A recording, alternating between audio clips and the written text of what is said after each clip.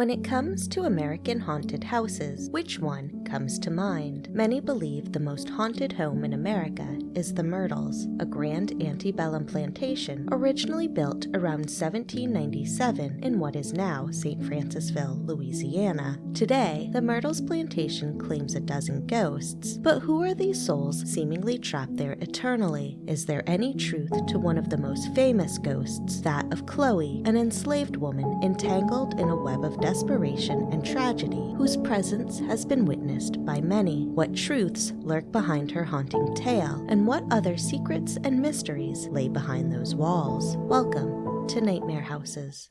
David Bradford was born in 1759 in Cecil County, Maryland, amidst lingering British rule. His quick rise to prominence as a lawyer and later Deputy Attorney General in Washington County, Pennsylvania, exemplified his resilience and understanding. By 1785, Bradford wed Elizabeth Eliza Porter, marking the beginning of their bustling household. The Bradford family grew with the arrival of Abelard in 1787, Jane in 1789, Edmund in 1790, and Sophia in 1791. By 1792, Bradford's ambition extended beyond Pennsylvania as he applied for a land grant in Spanish-controlled Louisiana's burgeoning territories. His interest in this land foreshadowed a dramatic shift in his life and the legacy he would forever leave behind. But things took a turn in 1794, which brought personal and political turmoil. David Bradford became involved in the Whiskey Rebellion, a defiant stand against the federal excise tax on whiskey. His involvement and leadership in this rebellion earned him the nickname Whiskey Dave and made him a target of the federal authorities. In the aftermath of this rebellion, Bradford fled to Spanish-controlled Louisiana, seeking refuge and embarking on a new, uncertain future. Upon his arrival at Bayou Sara, Louisiana in 1796, Bradford was greeted by land and promise. By 1797, he had secured a Spanish land grant of approximately 650 acres, setting the stage for creating an estate that would become an American legend. A plantation house constructed in 1797 stood elegantly atop a hill, its Creole cottage-style architecture a testament to the era's vernacular. Known originally as Richland or Laurel Grove, the estate seemed to watch over the land. What was initially believed to be a time of solitude for David Bradford, his family continued to expand. Son Judge David was born in 1796, daughter Elizabeth in 1797, and daughter Sarah, their first child born on the plantation, in 1798. The turn of the century marked a pivotal moment as Bradford and his family permanently settled at their new estate following a pardon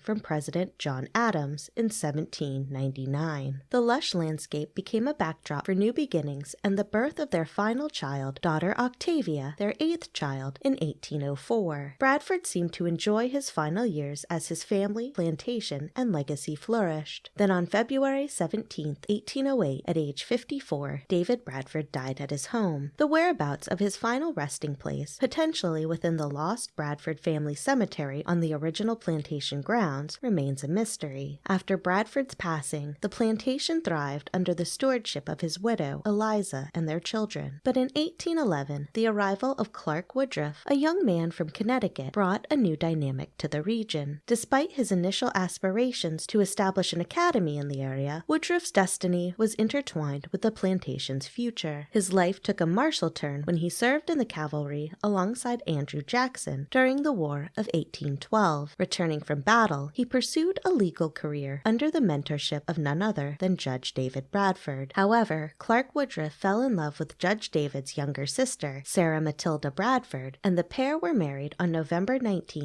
1817, at the plantation. Under Woodruff's stewardship, the plantation flourished, expanding to include 650 acres of cotton and indigo. An 1820 census revealed a household of 9, a mix of the family, or free white people, and enslaved individuals. individuals, yet it appears to admit Eliza Bradford and one of the daughters, based on their age, hinting at inaccuracies or omissions in the records. This period also marked the beginning of enduring mysteries and scant historical records, obscuring the true character of the Bradfords and the Woodruffs and the dynamics within the plantation walls. We know there were enslaved individuals who lived in the primary house, but the relationship with the family and how they were treated is only speculated upon. Then, tragedy struck the family and plantation with the yellow fever pandemic, claiming Sarah Matilda around July 21st, 1823, or possibly in 1824, and soon after, the young lives of James and Cornelia Gale in the summer of 1824. Despite these losses, Clark Woodruff and his remaining child, Mary Octavia, persevered with his mother-in-law Eliza Bradford's support. By 1826, ownership of the plantation officially passed to Clark Woodruff, where he was reported to live with Eliza and Mary Octavia. By 1830, the plantation under Clark Woodruff's stewardship had again witnessed considerable growth, with the number of enslaved individuals rising to 32, a marked escalation from the 5 recorded a decade prior. As time marched forward, so did the fate of the Myrtles. Following Eliza Bradford's death in September 1831, the estate was entirely in the hands of Clark Woodruff, a transfer that likely brought its share of change and challenge. Then, on January 1st, 1834, a significant transition unfolded. Clark Woodruff, whose tenure had seen the plantation's operation expand and the population of its enslaved workers grow, sold the property, including the enslaved individuals. Clark Woodruff moved to New Orleans, continued his career as a judge, and died in 1851 at the age of 60, seemingly of natural causes. The sale to Ruffin Gray Sterling and his wife, Mary Catherine Cobb, closed the chapter on the Bradford-Woodruff era and initiated a new epoch in the estate's legacy. Under new ownership, the land and the 1797 Creole cottage transformed into a structure that would become one of the most iconic homes in the United States. Ruffin and Mary married on July 20th, 1830, and their first child, Sarah, was born in July 1833. The couple transformed their new estate without delay, with a vision of splendor and luxury. The Sterlings expanded the original structure, nearly doubling its footprint to encompass a resplendent 9 bays. This extension reached southward, enhancing the plantation's facade with a new double-door entrance. Each door boasted hand-painted stained glass that shimmered with motifs of the French cross, considered a safeguard against evil spirits. An astonishing 125 feet in length, the veranda unfurled across the front and curled around the southern end of the residence. It's crowned with an ornamental cast-iron railing, meticulously crafted to depict bunches of grapes, a nod to genteel refinement. Above, the roofline was redefined by adding 6 brick chimneys rising to meet the Louisiana skyline. Pedimented dormers, double-paned and stately, were interspersed with single-paned counterparts in a measured architectural rhythm, seamlessly integrated with the original structure. Upon crossing the threshold, one was greeted by the grandeur that continued to unfold within the home's 22 rooms. The entry hall, a promenade running the length of the house, is adorned with a faux bois finish, complemented by open pierced frieze-work molding that adds depth and texture. Dominating the space is a French baccarat crystal chandelier, an imposing piece weighing over 300 pounds. It hangs with quiet authority above the cantilevered staircase, which seems to float without support. The music room is nestled comfortably next to the lone first-floor bedroom. To the right, a procession of large rooms flows gracefully from one to another: parlors, a dining hall, and a game room.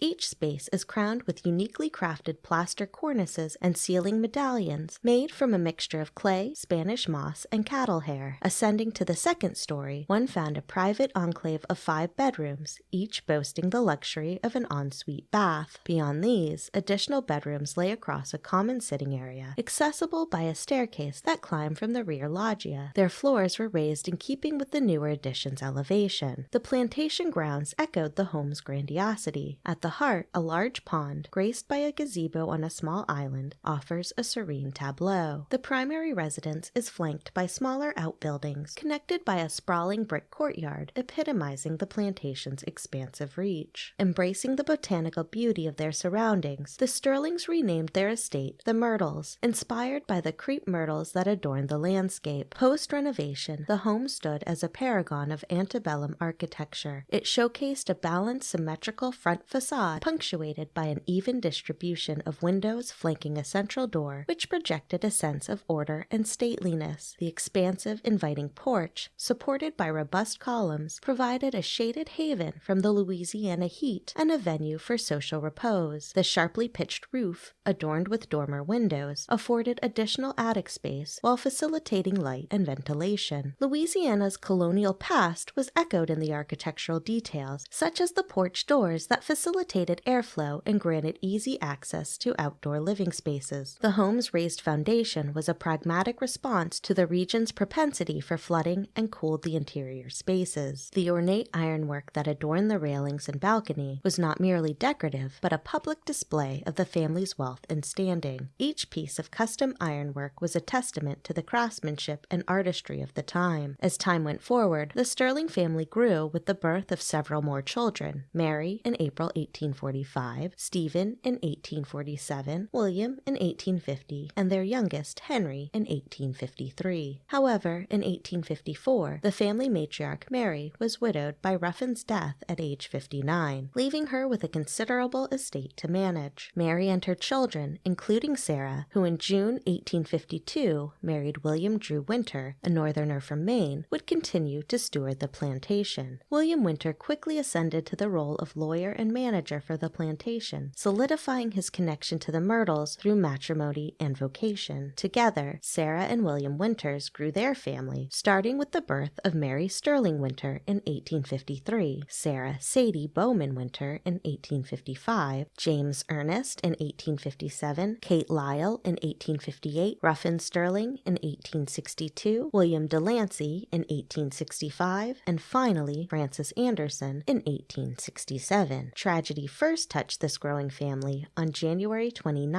1861, when 3-year-old Kate Lyle succumbed to typhoid fever. As personal grief befell the Winters, national turmoil ensued with the outbreak of the American Civil War in April 1861, a conflict that would rage until April 1865. The Myrtles was not spared from the war's ravages, its once lavish interior plundered by soldiers, leaving behind a mere shadow of its former affluence. Post-war, the Winters faced the devastation of their fortune, entangled in the worthless tendrils of Confederate currency. By March 1868, financial ruin loomed, and William Winter, besieged by debt, filed for bankruptcy. This financial collapse necessitated the sale of the plantation on April 15, 1868, to the U.S. Marshal, who in turn passed it to the New York Warehouse and Security Company. Fortune's wheel turned once more when, by April 1870, a small inheritance enabled Sarah Winter to reclaim the Myrtles plantation. Yet this resurgence of hope was fleeting. William Winter's life was cut short on the ill-fated evening of January 26, 1871. Answering a summons at the side door at 7 p.m., he was met with a barrage of gunfire. 6 shots rang out, 5 found their mark in his chest, and a final, fatal blow struck his neck. He stumbled and fell on the porch, where he succumbed to his wounds. The assailant vanished into the night on horseback, leaving behind a mystery that would forever hang over the plantation, as the murder of William D. Winter has never been solved. In the wake of this atrocity, Sarah Winter, alongside her children and mother, persevered at the plantation, maintaining their home until her untimely passing in April 1878 at the age of 44, having never remarried. 2 years later, in August 1880, Mary Sterling, the family matriarch, died. Ownership then passed to her son and Sarah's brother, Stephen Sterling, who outmaneuvered his siblings to claim the property. But Stephen's tenure as owner of the Myrtles was brief and beset with fiscal trouble. It was rumored that he gambled away the remnants of the family's wealth, yet the burdensome debt and the cost of upholding such a property likely necessitated its sale. In March 1886, he conceded to his financial struggle and relinquished the Myrtles to Orrin D. Brooks, thus closing the chapter on the Sterling family's era at the plantation. However, Brooks' tenure as owner of the Myrtles plantation was brief, culminating in a sale in January 1889. The property passed through several hands until Harrison Milton Williams, a Civil War veteran and widower, became the property's steward. In 1891, Williams, alongside his son from his first marriage and his new young bride, Fanny Linton Harrelson, provided a new era on the storied grounds. The plantation, under Williams' industrious care, thrived on cotton cultivation, earning him a reputation reputation for his diligent work ethic. Williams and Fanny welcomed 6 children there. The Myrtles, resilient against the backdrop of the South's post-war recovery, remained a bustling home to multiple generations of the Williams family. But then a tragedy occurred when Fergus D. Harrelson, Fanny's father, passed away on the plantation on December 3, 1905. Harrison Williams followed shortly after on February 14, 1909, leaving his widow and children to run the plantation. After Harrison's passing, several acres of the estate were sold, yet Fanny and her children maintained their ties to the Myrtles for over a decade. During this era, the plantation emerged as a cultural beacon, hosting community gatherings and withstanding the invasions of trespassers who disrupted its tranquility. April 1926 marked a joyous union when Harrison Harry Williams Jr., the eldest of the Williams offspring, married Caro Eugene Davis, an esteemed figure in the community, and made the Myrtles their residence. However, about a year later, in February 1927, the family was cloaked in mourning once more when Harry perished in the Mississippi River amid a fierce storm. Fanny Williams, matriarch of the Myrtles, succumbed to ill health on January 11,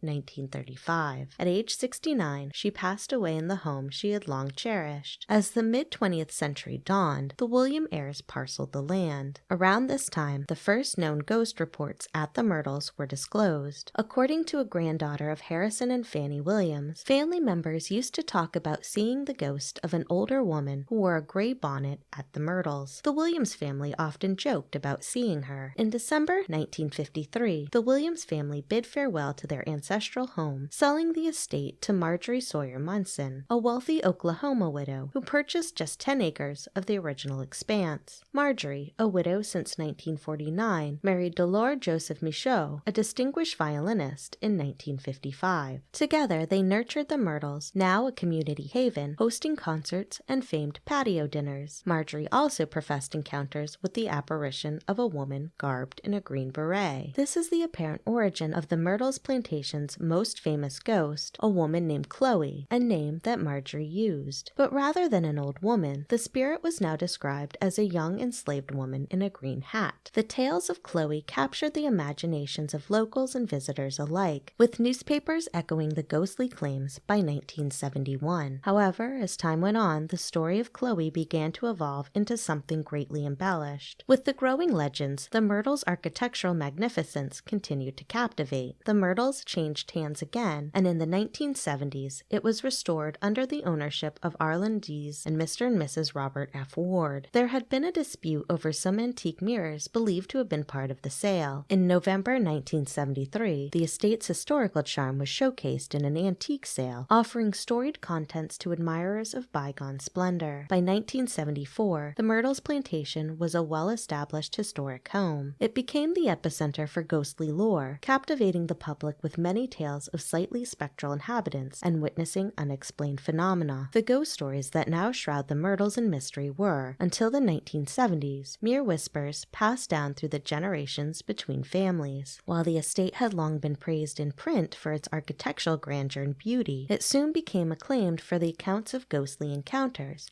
spreading rapidly through publications. Around this time, James and Frances Kermeen Myers purchased the Myrtles with the vision of transforming the property into a bed and breakfast. The Myrtles came furnished with period antiques and a myriad of ghost stories, ripe for attracting those curious about history and hauntings. The spooky and tragic history of the Myrtles quickly became notable in ghostly and unexplained publications. However, these stories were often unverified narratives, rumors embellished over time, adding layers to the legend. The most famous of these legends is the tale of Chloe, a supposed vengeful spirit who has become an iconic figure in American ghost lore. Her story is set against the backdrop of the 1817 marriage of Sarah Matilda Bradford, daughter of the original owner, to Clark Woodruff. While Sarah Bradford Woodruff was expecting her third child, Mary Octavia, a fateful series of events began to unfold in the household. Clark Woodruff, a man known in the region for his integrity, but also his infidelities, Myrtles, was said to have forced Chloe, an enslaved woman, into a sexual relationship. Fearful of being sent to the fields, a far worse fate, Chloe submitted. When Woodruff's attentions turned elsewhere, Chloe, desperate to regain favor, began to eavesdrop on the family's private affairs. Caught and punished by the removal of an ear, she resorted to wearing a green turban to conceal the mutilation, a detail that would become the hallmark of her ghostly apparition. The remainder of the ensuing tragedy at the Myrtles is steeped in ambiguity. Some believe Chloe concocted a plan to make the family ill, allowing her to nurse them back to health and restore her status within the household. Others attribute to her a darker intent, seeking revenge for her mistreatment. In the end, a birthday cake for one of the Woodruff children, laced with the toxic extract of oleander leaves, led to the deaths of Sarah Matilda and 2 of her children, while Clark Woodruff, who did not eat any of the cake, remained unharmed. In the aftermath, the other enslaved people, fearing retribution, hung Chloe from a tree, her body later cast into the river with stones to weigh her down. Woodruff, haunted by these events, sealed off the dining room where the poisonings occurred, and it remained unused for the remainder of his days. But these are simply unverified stories. As the 20th century progressed, the Myrtles witnessed a procession of owners, each contributing to ghostly tales. As this version of the story spread, those interested in the paranormal came looking for ghosts. Soon, authors and television crews came to the Myrtles, hoping to catch a ghost. The history of the home continued to change, this time including more murders and deaths. In addition to the deaths of Sarah Bradford Woodruff, her 2 children, and Chloe, it was alleged that as many as 6 other people had been killed in the house. One of them, Louis Sterling, the oldest son of former owner Ruffin Gray Sterling, was alleged to have been stabbed to death in the house over a gambling debt. However, burial records indicate that he died in October 1854 from yellow fever. According to the growing legend, 3 Union soldiers were killed in the house after they broke in and attempted to loot the place. They were allegedly shot to death in the gentleman's parlor, leaving bloodstains on the floor that refused to be wiped away. There's a rumor that years later, after the Myrtles opened as an inn, a maid was mopping the floor when she reached the spot where the bloodstains were, and no matter how hard she tried, she couldn't clean it. Supposedly, the spot was the same size as a human body, and this was said to have been where one of the Union soldiers fell. The strange phenomenon was said to have lasted for a month and has not occurred since. The only problem with this story is that no soldiers were ever killed in the home. There are no records or evidence to say that there were, and in fact, surviving family members denied the story was true. If the ghostly incident did occur, something else must have caused it. Another murder allegedly occurred in 1927 when a caretaker at the house was supposedly killed during a robbery. Once again, no record exists of this incident. The only event close to this, which many have spawned as the story, occurred when Fannie Williams' brother, Eddie Harrelson, lived in a small house on the property. He did die during a robbery, but this did not occur in the main house as the story states. The only verifiable murder to occur at the Myrtles was that of William Drew Winter, and it differs wildly from the legends told in media publications. In the legend, William was shot and then, mortally wounded, staggered back into the house, passed through the gentlemen's and the ladies' parlors, and onto the staircase that rises from the central hallway. He managed to climb just high enough to die in his wife's arms on the 17th step. It has since been claimed that ghostly footsteps have been heard coming into the house, walking to the stairs, and then climbing to the 17th step, where they, of course, come to an end. But now we know the truth behind many of these stories. Many of the ghostly sightings of Chloe came from past owners, like Marjorie, and later Frances Myers, who claimed she witnessed a full-bodied apparition of Chloe holding a candle in 1987. Then, in 1992, new owners John and Tita Moss purchased the Myrtles. They took a photo for insurance purposes that appeared to capture something shocking. The photo propelled the Myrtles into a haven of paranormal activity, and it was sent worldwide. Between the house and another smaller building, a dark-skinned figure with what appears to be a turban on the head can be seen. It was stated the figure was not seen when the property owners took the photo. Immediately, this was believed to be the spirit of Chloe, captured on film. In addition to ghostly apparitions, there's an antique mirror in the downstairs grand hallway just outside the dining room. Many visitors have claimed to have witnessed the spirits of small children in the mirror. The glass on the mirror is said to have been replated several times, but a smudge that appears to be a handprint always reappears in the same spot. Claims of paranormal activity, primarily young children and a woman spirit in the green turban, are commonly experienced. Heavy footsteps echo throughout the home, like boots from a long ago era on a hardwood floor. To this day, visitors, guests, and owners continue to experience unexplained phenomenon. Today, a multi-generational family again operates the property. John and Tita's son and daughter-in-law continue to operate the Myrtles Plantation as a bed and breakfast. They also offer daily ghost tours day and night and have since opened a small restaurant and gift shop on the property. In August 2014, a fire broke out in a historic outbuilding that housed the general store. The fire was just 10 feet from the main home, causing damage to an extension from 2008, but the original part of the home was undamaged. The Myrtles today claims to have 12 ghosts, with several murders occurring on the premises. However, much of the truth was greatly embellished by the 1970s and continues to be elaborated upon and dramatized today. But the era of most mystery is the time surrounding Clark Woodruff and his family. Historical accounts indicate Clark and Sarah Woodruff had 3 children, James, Cornelia Gale, and Mary Octavia. However, there are questions surrounding the births and deaths of the 2 older children, and perhaps Sarah Matilda Bradford's life was veiled in its own secrecy. While we don't have the exact dates of her first 2 children's births, based on known historical data, son James's birth likely occurred in 1814, and daughter Cornelia Gale's birth likely occurred in 1816. These 2 children, often credited as Clark Woodruff's children, preceded their union and possibly before they ever met. Only the birth of their daughter Mary Octavia on October 3,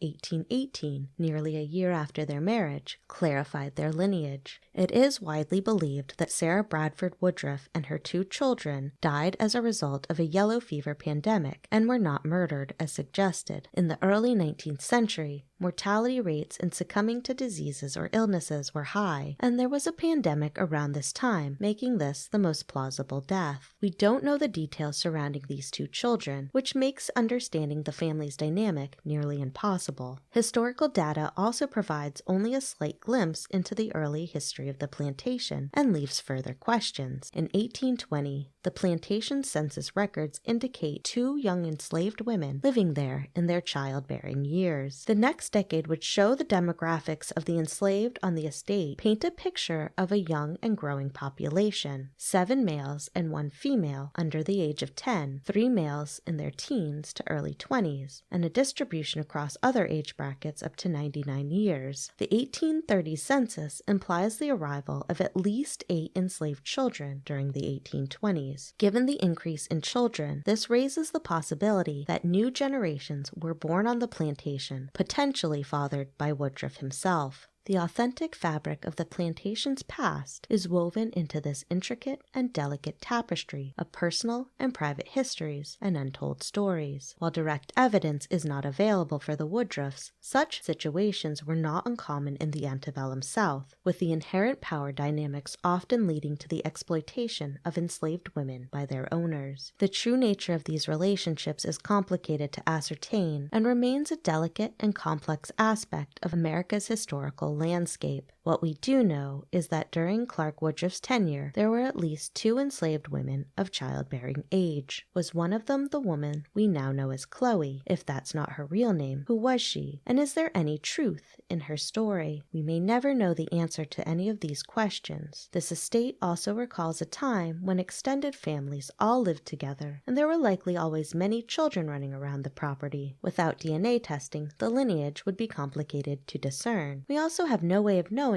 exactly the number of family members, extended or otherwise, that could have passed away at the estate, most likely from illness or old age. The only confirmed murder to occur at the Myrtles was that of William Winters, and he did not die on the 17th step in the arms of his sweetheart. He died on the side porch after being mortally wounded nearly instantly. What is certain is that the Myrtles Plantation is haunted. Over time, there have been too many odd occurrences, witnesses to unexplained events, similarities in reports and accounts between strangers, and paranormal evidence captured on film, which continues today. Is that what makes this historic home so fascinating? The possibility of seeing or interacting with the past seemingly becomes real. If you're interested in learning more about the Myrtles Plantation or brave enough to stay the night, you can learn more at themyrtles.com. For those who have visited the Myrtles Plantation, what was your experience? Do you agree that it's America's most haunted house, or is it a haunted house with an excellent marketing campaign and truth to something more terrible in a time that has scarred America's past than we can imagine. Thank you for listening to Nightmare Houses. For more information, including photos and references, please visit www.nightmarehouses.com. Until next time,